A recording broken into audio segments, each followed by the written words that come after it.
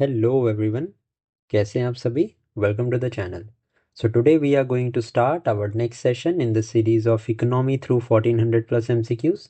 Now, this series is valuable for those who are preparing for the UPSC, State PSC and all the one day examinations जिसमें कि economy के questions आते हैं. Now, ये series is level 1 series, okay, जिसमें हम single one liners MCQs को देख रहे हैं. नाउ इस सीरीज को कंप्लीट करने के बाद the level 2 series would be started, जिसमें हम स्टेटमेंट वाइज क्वेश्चन लेंगे जो कि बेसिकली यूपीएससी जैसे एग्जाम्स में आते हैं. ठीक है.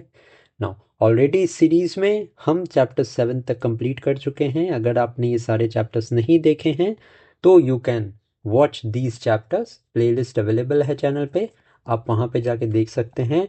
और आई बटन पे क्लिक करके अभी you can straight away go to this series and watch these videos first. आज के इस चैप्टर में we are going to complete the chapter 8 that is fiscal policy, जिसके 90 एमसीक्यूज हम देखेंगे with the explanation. So let us start our today's video. सबसे पहले you need to know that what actually is a fiscal policy. Now fiscal policy basically it is related to the government's decision and government policy making that influences and that is aimed to control the inflation that is there in the market. So basically क्या होता है, जब हमने monetary policy का chapter पढ़ा था वहाँ पे वी हैव सीन दैट कि मॉनेटरी पॉलिसी आरबीआई के अंडर आती है and RBI use the quantitative as well as qualitative measure to control the inflation. On the other hand RBI जो है वो मॉनेटरी पॉलिसी का यूज़ करती है and on the other hand the fiscal policy is use by the government of India to control the inflation. ठीक है. And ये control government कैसे करती है? अपने एक्सपेंडिचर को कंट्रोल करके करती है. अपने receipts, it means capital receipts, revenue receipts and revenue expenditure and capital expenditure को रेगुलेट करके जब गवर्नमेंट इन्फ्लेशन को कंट्रोल करने की कोशिश करती है, इकोनॉमी को रेगुलेट करने की कोशिश करती है, this is what basically fiscal policy means. ठीक है. नाउ क्वेश्चंस देखते हैं एंड क्वेश्चन के साथ we will subsequently discuss the various themes that are there in the chapter. So first question है हमारा, what is the primary focus of the fiscal policy in the economy? Managing stock market? No. Steering the interest rate, setting the interest rate? No. Using the government spending and taxation? Obviously C हमारा यहाँ पे correct answer है. अभी मैंने बताया government जब अपने expenditure को कंट्रोल करती है. अब थोड़ा सा मैं आपको यहाँ पे रेफरेंस एंड एग्जांपल देके ये चीज़ को समझाता हूँ. नाउ मान लेते हैं मार्केट में इन्फ्लेशन है. अब गवर्नमेंट को इन्फ्लेशन को कंट्रोल करना है, तो what will be the fiscal policy? what will be the measure that the government will take to control this inflation? So government जो अपना कैपिटल एक्सपेंडिचर कर रही है या रेवेन्यू एक्सपेंडिचर कर रही है. अब ये दोनों क्या है ये मैं ऑलरेडी पिछले चैप्टर में बता चुका हूँ. इस चैप्टर में जैसे क्वेश्चंस आएंगे दोबारा मैं एक बार बता दूंगा, बट ऑलरेडी ये मैंने पिछली क्लास में बता दिया है. सो गवर्नमेंट क्या करेगी अगर गवर्नमेंट को इन्फ्लेशन को कंट्रोल करना है? जो गवर्नमेंट अपना कैपिटल एक्सपेंडिचर या रेवेन्यू एक्सपेंडिचर कर रही है, मतलब जो गवर्नमेंट स्पेंड कर रही है, वो स्पेंडिंग को गवर्नमेंट कम कर देगी. The government will reduce its expenditure. So what will happen if the government will reduce its expenditure? Automatically what will happen is money जो होगा लोगों के पास, money supply, it will tend to decrease. And जब money supply will reduce, automatically जो है inflation under control आएगा, क्योंकि people will have less money to spend. ये तो हो गई स्पेंडिंग के रिस्पेक्ट में बात. अब अगर मैं यही टैक्सेशन की बात करूं, ठीक है, अब अगर मान लो गवर्नमेंट को मनी सप्लाई को कंट्रोल करना है, इट मीन्स इन्फ्लेशन को कंट्रोल करना है मार्केट में. सो what will be the will the government do? So government will increase the direct taxes. अब डायरेक्ट टैक्सेस कौन से होते हैं? ये होता है हमारा इनकम टैक्स, ये होता है हमारा corporate tax. So when the government will increase these direct taxes, what will happen is individual and the companies will be left with less amount of money, क्योंकि उनको टैक्स ज़्यादा पे करना पड़ रहा है. जब उनके पास जो डिस्पोजेबल इनकम होगी वो कम होगी, तो ऑटोमेटिकली वो डिमांड कम करेंगे. एंड जब वो डिमांड कम करेंगे तो ऑटोमेटिकली इन्फ्लेशन कंट्रोल होगी। And this is how things work. ठीक है, बेसिक मैंने बता दिया है, बाकी हम क्वेश्चंस में देखेंगे सब्सिक्वेंट। अब इसमें आपको प्रॉब्लम नहीं होनी चाहिए। Okay, now which policy is commonly known as the pump priming. अब various types of policies are there that is followed in the fiscal policy। अब वो कौन कौन सी पॉलिसी होती है? देखिए, सबसे पहले तो हमारी कॉन्ट्रैक्शनरी पॉलिसी होती है। कॉन्ट्रैक्शनरी पॉलिसी में क्या होता है, जब हमें इन्फ्लेशन को कंट्रोल करना होता है तो हम टैक्स रेट्स वगैरह को हाई कर देते हैं। ठीक है, this is the contractionary policy. On the other hand अगर मैं बात करूं, what actually is an expansionary policy. So expansionary का क्या मतलब होता है? इसका मतलब होता है एक्सपेंशन। इट मीन्स व्हाट, कि रिसेशन का टाइम है एंड गवर्नमेंट को जो है वो डिमांड, एग्रीगेट डिमांड को इंक्रीज करना है मार्केट में। सो what will the government do? Government जो है वो एक्सपेंडिचर अपना ज़्यादा करेगी, उसके बाद टैक्सेशन गवर्नमेंट रिड्यूस करेगी। इससे क्या होगा? इससे जो डिस्पोजेबल मनी होगा लोगों के पास वो इंक्रीज हो जाएगा। एंड जब लोगों के पास पैसा ज़्यादा बचेगा तो ऑटोमेटिकली लोग क्या करेंगे? तो ऑटोमेटिकली लोग स्पेंड करेंगे। This is the expansionary policy. Okay, now pump priming यहाँ पे पूछा। So what actually is pump priming? Now इसमें क्या होता है कि टैक्स रेट को कट किया जाता है, इंटरेस्ट रेट जो बैंक्स में लगते हैं उनको रिड्यूस किया जाता है, इसके अलावा गवर्नमेंट स्पेंडिंग को भी रेगुलेट किया जाता है। ठीक है, रिसेशन के टाइम पे जब टैक्स रेट, इंटरेस्ट रेट को रिड्यूस करना एंड गवर्नमेंट स्पेंडिंग को रेगुलेट किया जाता है रिसेशन के टाइम पे, this is what basically is known as the pump priming. ठीक है, सो ये कब किया जा रहा है? ये किया जा रहा है रिसेशन के टाइम पे।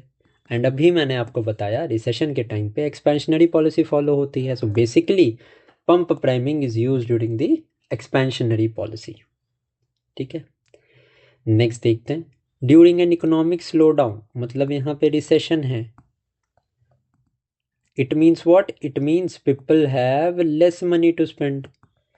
What action does the government take under the expansionary policy? Increase tax rate? बिल्कुल नहीं होगा। टैक्स रेट अगर इंक्रीज कर दिया जाएगा तो people will be left with less money. तो वो कैसे मार्केट में डिमांड इंक्रीज होगी? नहीं हो सकती है। सो गवर्नमेंट क्या करेगी? गवर्नमेंट जो है वो टैक्स रेट को लोअर कर देगी सो दैट पीपल के पास डिस्पोजेबल इनकम इंक्रीज हो and demand on the other hand market में इंक्रीज होगी and economic slow down will be dealt with. The main goal of contractionary policy, physical policy. अब contractionary policy का क्या मतलब है? मार्केट में इन्फ्लेशन है ज़्यादा and government wants to control this inflation. So what will be the government do? So government will reduce the taxes, sorry increase the taxes.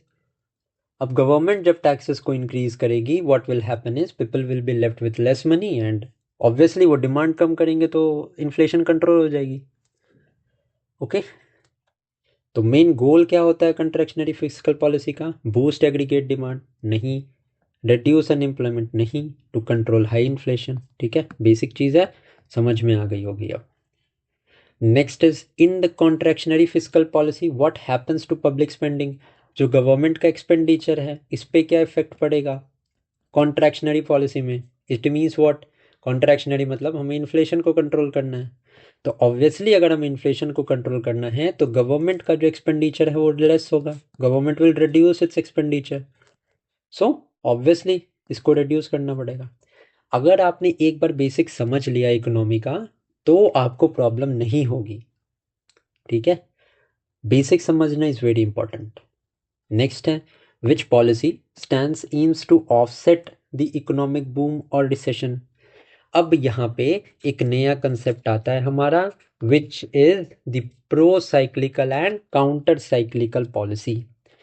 अब ये दोनों मैं आपको यहाँ पे समझाता हूँ अभी। नाउ अब काउंटर साइक्लिकल पॉलिसी क्या होती है? सो बेसिकली अभी हमने देखा, मान लेते हैं रिसेशन चल रहा है in the business. So what will the government do? Government will take help of the expansionary policy. अब एक्सपेंशनरी पॉलिसी में गवर्नमेंट क्या करेगी? गवर्नमेंट जो है अपना एक्सपेंडिचर वो इंक्रीज करेगी। एंड टैक्सेशन को गवर्नमेंट क्या करेगी, टैक्सेशन को गवर्नमेंट करेगी decrease. On the other hand what will happen if there is inflation in the market, तो गवर्नमेंट जो है वो कॉन्ट्रैक्शनरी पॉलिसी फॉलो करेगी। तो when the basically, this counter cyclical policy is the measure that is taken by the government which is against the direction of the business cycle. Business cycle के against जो यहाँ पे government policy making करेगी, जैसे recession के time पे expansionary policy and inflation के time पे कॉन्ट्रैक्शनरी पॉलिसी। क्योंकि इन्फ्लेशन अगर होगी तो बिजनेसेस के लिए वो फायदेमंद है, क्योंकि businesses will increase their product price, लेकिन गवर्नमेंट को तो उसको कंट्रोल करना है। तो the businesses will focus on maintaining the inflation, whereas government की पॉलिसी उसके अगेंस्ट होगी। तो इसी पॉलिसी को काउंटर साइक्लिकल पॉलिसी बोलते हैं, because it aims to offset the economic booms and recession. Okay, so pro cyclical policy क्या होती है? Now the pro cyclical policy, it is the measure that the government take to support the business cycles. अब support कैसे कर सकते हैं businesses को? By implementing the contractionary policy during the recession and expansionary policy वो follow करेंगे during the booms. ठीक है, but this pro cyclical policy, this is very harmful. ठीक है, बिकॉज यहाँ पे मैक्रो इकोनॉमिक इंस्टेबिलिटी आ सकती है, इन्वेस्टमेंट रिड्यूस हो सकती है, ग्रोथ को रिडक्शन हो सकता है इस पॉलिसी में। So generally this pro cyclical policy is not preferred, counter cyclical policy generally prefer की जाती है। Okay, now account what does a counter cyclical policy suggest doing during an economic boom? अब economic boom के time पे क्या है? Economic boom मतलब है इन्फ्लेशन। अब इन्फ्लेशन को कंट्रोल करना है गवर्नमेंट को, तो what will the government do? Government will cut the government expenditure. Now, which fiscal policy is described as risky and sources instability? अभी मैंने बताया pro cyclical policy because it introduces instability by magnifying the economic swings. Now, what is the government action in pro cyclical policy during a recession? अब generally ही recession है, पहले से ही market में demand कम है and government ये action लेती है pro cyclical, it means pro businesses, it means what, the government will again increase its taxation. तो टैक्सेशन इंक्रीज कर दी, एक तो पहले ही लोगों के पास पैसा नहीं था, बाद में पैसे की और कमी हो गई, तो generally this is very harmful. तो प्रो साइक्लिकल पॉलिसी में गवर्नमेंट जो है वो टैक्सेस को इंक्रीज कर देती है, which worsens the slowdown. Next देखते हैं, which constitutional article allows the central government to borrow within the limits? So this is a very important article, ये कभी भी पूछ सकते हैं आपके एग्जाम में। So this article is article 292 of the constitution. Article 280 में क्या है? The finance commission that is constituted by the president of India every 5 years, ये तो आपको पता होगा। And currently 16th finance commission is operating, जिसके चेयरमैन है Arvind पंगारिया sir. Article 112 is the annual financial statement. Okay, because the word budget is not mentioned in the constitution. Now, according to Article 293, from where can the state governments borrow? So there is a basic rule that is there, that is to be followed in the federal setup of India. That is, the central government can borrow from both internal sources also and external sources also. It means foreign loans भी ले सकते हैं, foreign borrowing भी ले सकती है, and foreign institution से भी बोरो कर सकती है central government. But on the other hand, if I talk about the state government, the state government cannot borrow externally. The state government cannot borrow from the external sources such as the other countries or the international institution. The state government can only borrow internally. मतलब internal sources RBI के through या फिर internal market के through state government बोरो कर सकती है। Okay, so this one thing is mentioned under article 293 that the state government can borrow only from the internal sources. Clear है? Next is, how is deficit defined in the government budgeting? Deficit मतलब क्या होता है? Deficit मतलब किसी चीज़ की कमी है, स्कार्सिटी है। तो स्कार्सिटी कब होगी? when your expenditure, when the expenditure will increase the revenue or receipts. So when the government expenditure, the total expenditure exceeds the amount that comes in receipt, मतलब जितना गवर्नमेंट के पास पैसा आ रहा है इससे ज़्यादा पैसा is being spent by the government. So this is generally known as deficit. Okay. So this is excess of expenditure over the revenue. Basically, this is known as the deficit.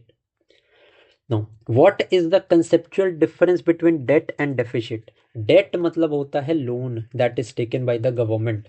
अब loan can be external also, external commercial borrowings also हो सकती हैं, and the loan can also be internal in the form of government securities and treasury bills. Okay.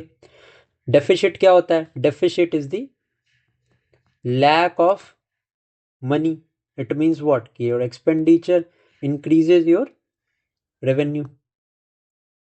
Basically ये चीज होती है.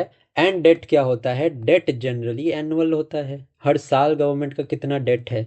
And deficit क्या होता है? Deficit is the total amount that is less. Okay. So deficit जो होता है this is annual. Okay. And जो डेट होता है वो क्यूमुलेटिव होता है. Okay. Deficit is annual and debt is cumulative. Now, which of the following is a component of internal debt? Internal debt मतलब कि internally borrow किया हुआ. So, आप मुझे अब यहाँ से बताना. Multilateral loans हैं यहाँ पे. अब multilateral loans क्या होते हैं? मतलब कि different type of loans, may it be from different institutions, financial institution, may it be internationally, and this multilateral loans can also be from the different countries. So these are the multilateral loans are obviously external component. अब T bills होते हैं, treasury bills. तो treasury bills India खुद में RBI जो है वो issue करता है T bills. So obviously T bills are the component of internal debt. Bilateral debt मतलब क्या? The debt that is taken from another country. So this is basically an external debt. External assistance जो होती है ये तो foreign sources से होती है. So this one is also external. So internal debt में treasury bills and dated securities कम. Okay. Now off budget liabilities क्या होती हैं? Off budget liabilities are those liabilities which are not counted while calculating the fiscal deficit. ठीक है. Off budget liabilities को fiscal deficit calculate करने के time पे कंसीडर नहीं किया जाता है. एंड बेसिकली ये कौन सी लाइबिलिटीज होती हैं? ये वो लाइबिलिटीज होती हैं जो कि गवर्नमेंट की अपनी एंटिटीज की होती हैं. That is why these are not counted while calculating the fiscal deficit. So off budget liabilities are financial liabilities of government owned entities. Now, which act was passed in the 2003 to ensure the effective debt management? So 1991 के financial crisis के बाद there was a situation when the fiscal deficit was increasing manifold. So that is why the government came up with a plan, and the government came up with a act which was targeted to control the fiscal deficit of the government, and this was known as the FRBM Act, that is the Fiscal Responsibility and Budget Management Act 2003. Now इसके अंदर में क्या था कि revenue deficit, fiscal deficit को control करेंगे हम धीरे धीरे. ठीक है. This was the main target of this act. So 2003 में the FRBM Act was passed. What was the FRBM Act's target for the fiscal deficit? तो अभी मैंने बताया फिजिकल डेफिसिट को कंट्रोल करने का टारगेट था. सो इस FRBM Act में 3% ऑफ द GDP तक लिमिट करने का टारगेट है फिजिकल डेफिसिट का. And this one is important. ये पूछ सकते हैं किसी भी एग्जाम में. बेसिकली यूपीएससी में ज़्यादा चांसेस है इस क्वेश्चन के पूछे जाने के. Okay. Now what is the central government general government debt target under the FRBM framework? तो जो डेट टारगेट होना चाहिए वो 60% ऑफ द GDP होना चाहिए. ठीक है. Next is which document must be laid before the parliament under the FRBM act? So basically FRBM act में तीन तरह की रिपोर्ट्स को यहाँ पे क्या कहते हैं रिलीज किया जाता है under this FRBM act. Now the name of these reports, सबसे पहले तो हमारी है macro economic framework statement. This is the first report. Second report की मैं बात करूं, सो this is the fiscal policy strategy statement, and the third one is medium term fiscal policy statement. These are the three reports that are said to be laid under the FRBM Act of 2003. Okay. Now, before 1997, how did the government primarily finance its deficit? So, 1997 के पहले there was a provision to issue the ad hoc treasury bills to the RBI to control the and to finance the fiscal deficit. Now, what scheme replaced the direct monetization of deficit in 1997? So 1997 में ways and means advances जो कि RBI लेके आया, basically these are the loans that are given to state government, because हमने ये देखा था कि जो T-bills होते हैं that can be issued only by the central government. ये T-bills जो हैं वो state government issue नहीं करते हैं. That is why ways and means advances यहाँ पे लेके आया गया था. कौन लेके आया था? Who introduced this WMA? RBI ने इंट्रोड्यूस किया था to support the states with the funds to manage the temporary mismatches in their cash balance. Okay. And WMA का चार्ज क्या होता है? ये रेपो रेट जितना ही होता है, मतलब जितना प्रेजेंटली रेपो रेट होगा उतना ही WMA होता है. Okay. Now who handles the fiscal policy in India? ये मैं आपको बहुत बार बता चुका हूँ. The monetary policy in India is handled by the RBI and the fiscal policy is handled by the government of India. Now, what is the risk of excessive monetization of deficit? अब ये monetization of deficit क्या होता है? Basically इसका मतलब होता है printing new currency. Printing new currency. So when you monetize your deficit or you want to reduce, मतलब क्या? Deficit मतलब क्या? कि expenditure ज़्यादा हो रहा है. It means the government has less money to spend. So government के पास एक option होता है कि directly वो RBI को बता के they can print the new currency. So when they print the new currency, immediately ये currency जो है वो market में आती है. And market में जैसे ही बहुत सारी नई currency आई, market में money supply increase हो गई. एंड मनी सप्लाई इंक्रीज हो गई तो सिचुएशन क्या आएगी? सिचुएशन इन्फ्लेशन की आएगी. एंड अगेन फिर इन्फ्लेशन को कंट्रोल करो आप मॉनेटरी पॉलिसी से, फिर उसको कंट्रोल करो आप फिस्कल पॉलिसी से. Basically this is how things work. Okay. Now which of the following is a tool of fiscal policy? Repo rate ये तो हो नहीं सकता, मॉनेटरी पॉलिसी का ये क्या बोलते हैं, मॉनेटरी पॉलिसी का पार्ट है. CRR भी मॉनेटरी पॉलिसी का पार्ट है. OMO भी मॉनेटरी पॉलिसी का पार्ट है. सो पब्लिक स्पेंडिंग या गवर्नमेंट एक्सपेंडिचर यहाँ पे this is a tool of fiscal policy. So हमारा C will be the correct answer. Under which article can the president specify the borrowing limits? So this is present in article 292. ठीक है. The borrowing limits are specified by the parliament under the authority provided by article 292. Which statement is not mandated by FRBM Act? So 3 यहाँ पे मैंने आपको बताए थे, the 3 reports that is very much important and that is compulsory to be given under the FRBM Act. The question is asking the reports, the statement that is not mandated. So fiscal policy mandate करती है, medium term fiscal policy is mandated, macroeconomic framework is mandated, quarterly employment report is not mandated. Okay. Now, what is net interest liabilities used to calculate? अब net interest liability से हमें primary deficit का पता चलता है. How? क्योंकि जब हम फिजिकल डेफिसिट से इंटरेस्ट ऑब्लिगेशन को सब्सट्रैक्ट करते हैं then we get the net interest liabilities. When does the government use the contractionary physical policy? तो जब inflation is high then the government uses the contractionary policy. What describes the pro-cyclical policy during an economic boom? Pro-cyclic policy मतलब क्या होता है?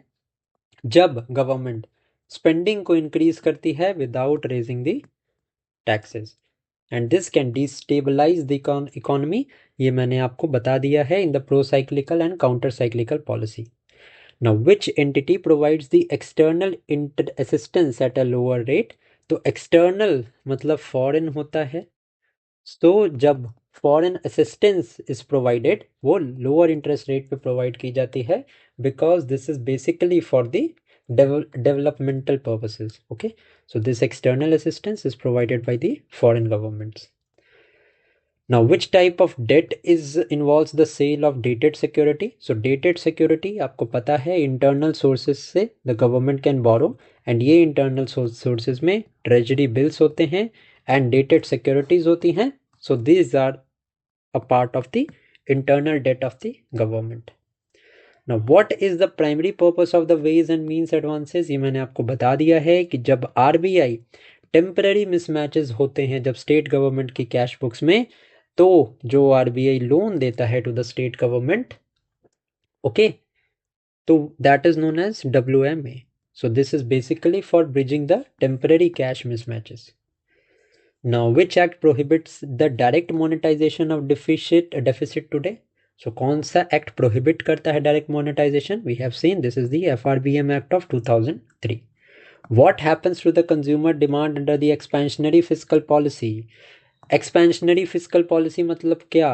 Expansionary fiscal policy मतलब कि market में recession है, एंड जब एक्सपेंशनरी फिजिकल पॉलिसी हम अडॉप्ट करेंगे तो the money supply in the market will increase, and इसके एडिशनल में टैक्सेस रिड्यूस होंगे, गवर्नमेंट स्पेंडिंग जो है that will increase. So basically consumer की डिमांड क्या होगी? द कंज्यूमर की demand will also rise because he has more money to spend. Next is which term refers to the total borrowing from all sources? So जितनी भी borrowing है from all the sources, this is basically the fiscal deficit. Okay, revenue deficit क्या होता है? When the revenue expenditure exceeds the revenue receipts, this is the revenue deficit. Budgetary deficit क्या होता है? Total expenditure exceeds the total revenue. And primary deficit क्या होता है? Physical deficit minus interest obligation, this is primary deficit. Now in which situation does the government drain money from the economy? Government money की supply को reduce कैसे करेगी या drain कब करेगी? जब मार्केट में इन्फ्लेशन होगा, एंड इन्फ्लेशन जब होती है तो the government follows the contractionary policy. Okay. Next is what is the relationship between the fiscal policy and political influence?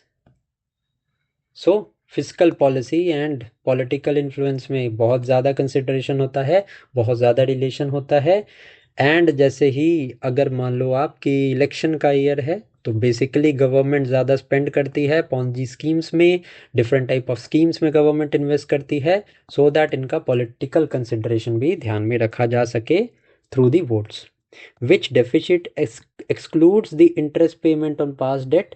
सो ये इंटरेस्ट पेमेंट जब हम फिजिकल डेफिसिट से रिड्यूस करते हैं, then we get this primary deficit. How does the expansionary policy affects the aggregate demand? अब expansionary policy मतलब क्या है कि रिसेशन है एंड हमें मनी सप्लाई को इंक्रीज करना है, तो एग्रीगेट डिमांड क्या होगी? जब लोगों के पास डिस्पोजेबल इनकम ज़्यादा होगी तो the aggregate demand will rise, it will get boosted. Which of the following is the multilateral agency providing external debt? तो एक्सिस तो बैंक हो गया, SBI भी बैंक है, LIC भी बैंक है. वर्ल्ड बैंक क्या है? This is a multilateral agency जो कि लोन्स देती है. नेक्स्ट है what is the target date for the general government debt in limit in the FRBM act? So 2025 का यहाँ पे डेट लिमिट रखा गया है. Which article prevents states from borrowing externally? So we have seen this article 293 prevent करता है states to borrow from the external sources. Next है what is the major risk of the pro-cyclical policy during a boom? तो इससे destabilize होती है economy, ये मैंने पहले ही एक्सप्लेन कर दिया आपको. Which policy is used by the government to pull the economy out of recession? इसको हम expansionary policy बोलते हैं. What is the policy rate for the central bank? ये मैंने मॉनेटरी पॉलिसी वाले चैप्टर में ऑलरेडी कवर किया है. सो जो सेंट्रल बैंक का पॉलिसी रेट है this is basically called the repo rate. Which entity audits all the expenditure from the public accounts of India? So ये है हमारी कैग. CAG का establishment is mentioned under Article 148 of the Constitution, and the powers, responsibility and duties of the CAG are mentioned under Article 149 of the Constitution of India. Okay. इसके अलावा अगर मैं बात करूं तो पब्लिक अकाउंट्स कमेटी जो होती है, the CAG acts as a guardian to this committee, ठीक है। And public account of India को ऑडिट करने का काम भी कैग का ही होता है। एंड आपको ये भी पता होना चाहिए, there are basically 3 funds. First one is the consolidated fund of India which is mentioned under article 266 subsection 1 of the constitution. Then comes the contingency fund of India which is held by the president of India, and president ये fund कहाँ पे रखता है, finance secretary के अंदर रखता है। And this contingency fund of India is mentioned under article 267 of the constitution, whereas the public account of India is mentioned under article 266 subsection 2 of the constitution. All the articles you need to remember because question कहीं से भी आ सकता है, ठीक है। Now which deficit indicates that the government is borrowing for consumption? तो ये revenue budget होता है, रेवेन्यू डेफिसिट होता है। अब देखो ये इस चीज़ को समझने के लिए you need to know a concept about the revenue receipt or revenue expenditure and capital expenditure. Although I have explained all these concepts in the previous classes, still मैं आपको बता देता हूँ। रेवेन्यू एक्सपेंडिचर वो एक्सपेंडिचर होता है जिसकी वजह से ना इधर तो आपका एसेट इंक्रीज होता है या एसेट डिक्रीज होता है, या लाइबिलिटी इंक्रीज या डिक्रीज होती है। फॉर एग्जाम्पल जो आपके डे टू डे एक्सपेंडिचर हैं, सच एज डिफेंस एक्सपेंडिचर है, सच एज एडमिनिस्ट्रेटिव एक्सपेंडिचर है, such that government को सब्सिडी देनी है to the people of India through various schemes. All this comes under the revenue expenditure. जबकि capital expenditure होता है the investment on the infrastructural and long term projects. Okay so जो revenue expenditure होता है ना, ये डे टू डे एक्सपेंडिचर के लिए होता है। सो इस क्वेश्चन में पूछा है borrowing for the consumption. So consumption is a thing that is related to day routine of a human being. So government जो डे टू डे कंजम्पशन के लिए पैसा बोरो करती है, this basically comes under the revenue deficit. Okay, what represents the cumulative sum of deficit over many years? So ये इसको हम national debt बोलते हैं which accumulates year over year. मान लो 2023 में 1 लाख करोड़ का डेट था, 2024 में 50,000 करोड़ का डेट था, 2025 में 50,000 का डेट था।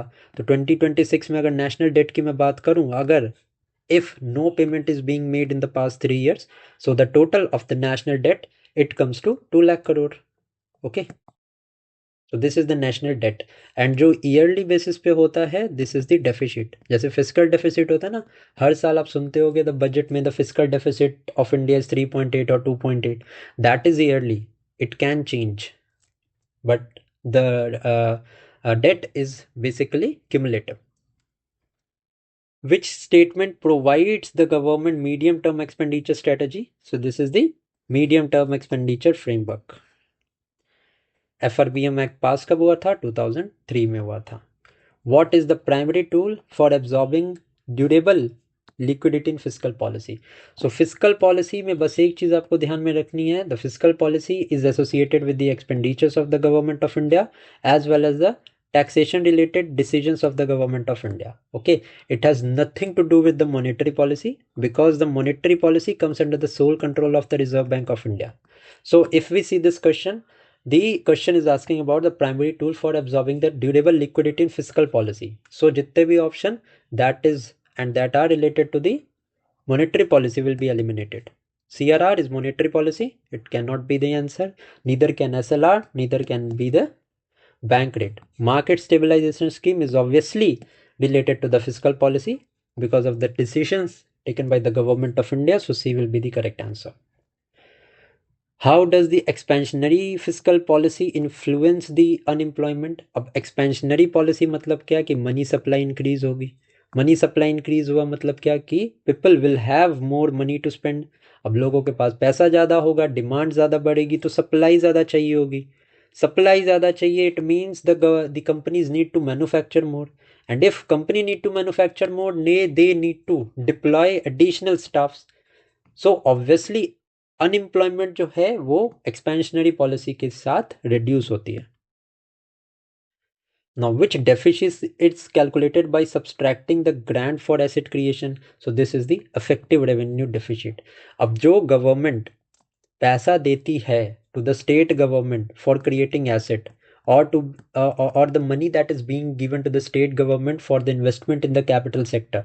So basically वो capital expenditure है ना, but जो पैसा गवर्नमेंट दे रही है that comes under the revenue part. So that is why हम इफेक्टिव रेवेन्यू डेफिशिट जब कैलकुलेट करते हैं तो रेवेन्यू डेफिशिट में से हम grants that are given to the states को सब्सट्रैक्ट कर लेते हैं, then we get this ERD। Okay, देखते हैं next question. What is the source of bilateral debt? Bilateral मतलब क्या? इट बाई का मतलब टू होता है, it means between two entities. तो एक हो गया रिसीवर एंड पे, एंड एक जो है यहाँ पे head, it will be the giver. तो गिवर, ये दो कंट्रीज के बीच में ये चीज चल रही है, तो बायलैटरल डेट जो होता है वो अदर गवर्नमेंट्स के साथ होगा। Which instrument is use for short term borrowing in internal debt? अब मैंने आपको ये बताया था कि टी बिल्स जो होते हैं वो शॉर्ट टर्म होते हैं। शॉर्ट टर्म मतलब क्या? शॉर्ट टर्म मतलब those things, those debt which is less than, validity of which is less than 365 days और 1 ईयर। यहाँ पे शेयर्स जो होते हैं ये लॉन्ग टर्म होते हैं, डेटेड सिक्योरिटीज, कॉर्पोरेट बॉन्ड्स, ये सारा कुछ लॉन्ग टर्म होता है। ट्रेजरी बिल्स जो होते हैं, टी बिल्स, ये अप टू 365 डेज इशू किए जाते हैं। So these are part of the internal debt. What happens to inflation during expansionary physical policy? तो इन्फ्लेशन जो है वो जनरली इंक्रीज करेगी क्योंकि मनी सप्लाई जो है वो इंक्रीज करती है। Which body has the authority to change the tax rates? This is obviously the government, the finance department. Which policy stance magnifies the economic cycle? So this is the pro-cyclical policy. It amplifies expansion. It deepens the recession, making the cycles more extreme. Now, what is the primary goal of the counter-cyclical policy during a boom? Primary goal क्या है counter cyclical policy का during boom?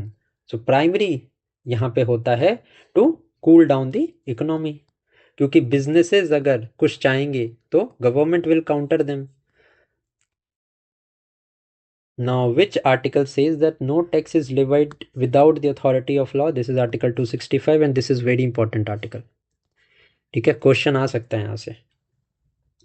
Next है which document is also known as the annual financial statement? तो ये budget को बोलते हैं। Because the word budget is nowhere mentioned in the constitution, ये एनुअल फाइनेंशियल स्टेटमेंट आर्टिकल 112 में mentioned है।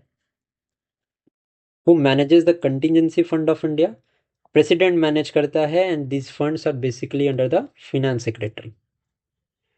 विच funds receives money from the small saving account?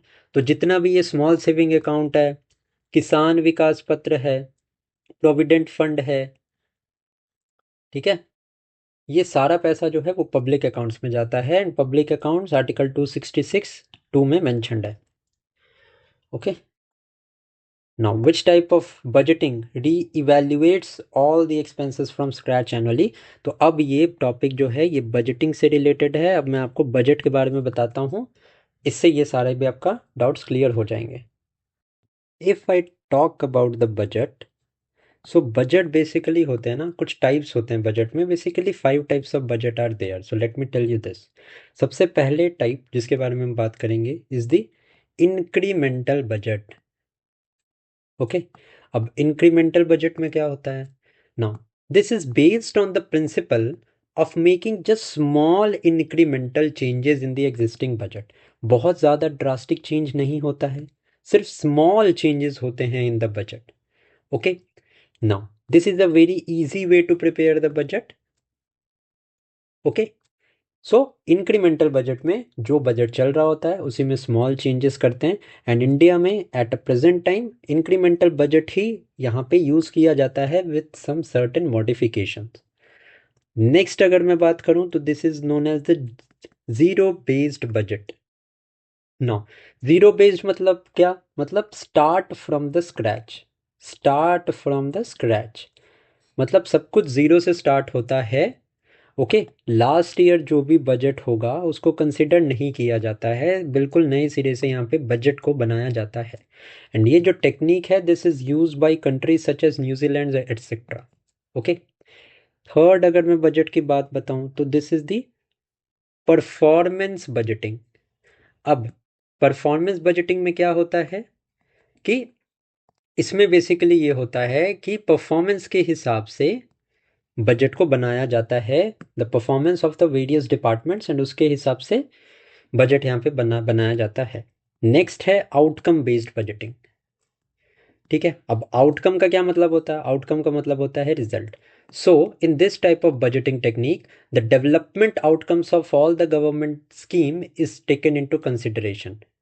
Okay, and performance and इनके outcome, schemes के आउटकम के हिसाब से यहाँ पे बजटिंग की जाती है। Next and the most important is gender based budgeting.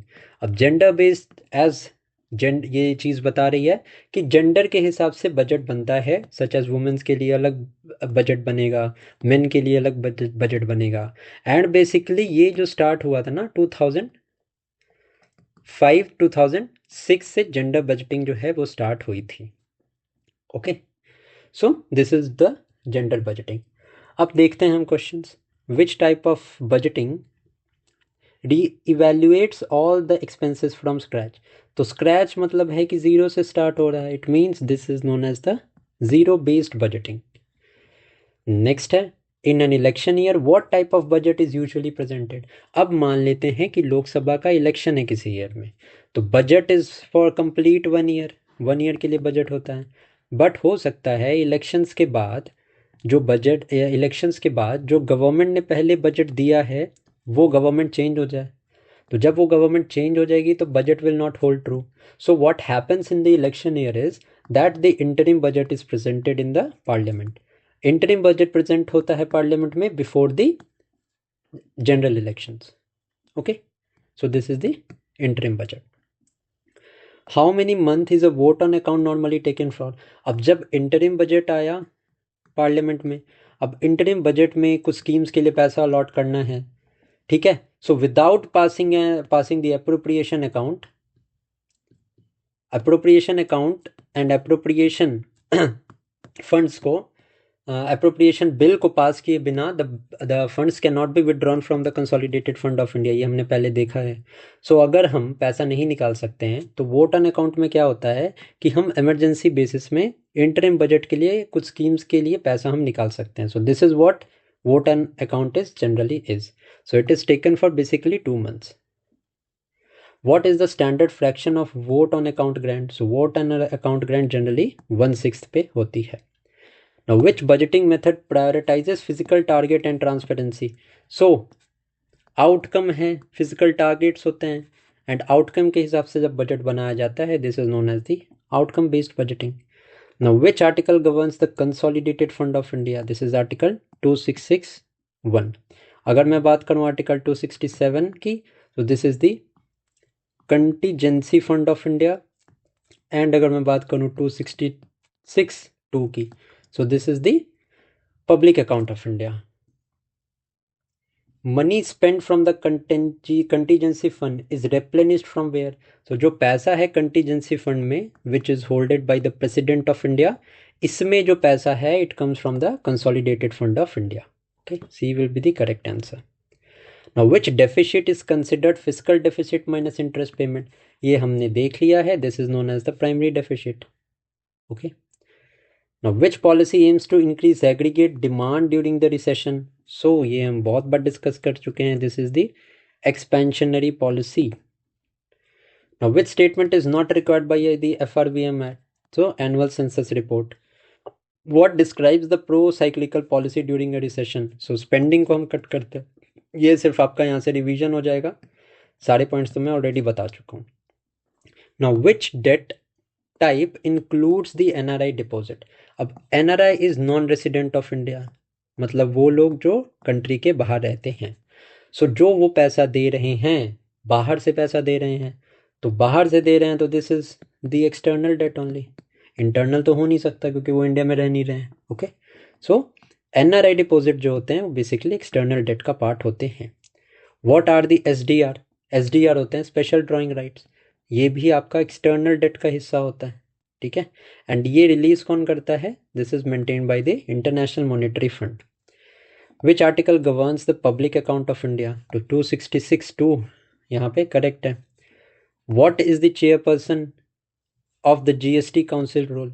अब जीएसटी काउंसिल जो है, this is mentioned under article 279 of the constitution, and GST council के chairman is the finance minister of the country, ठीक है। So union finance minister है वो।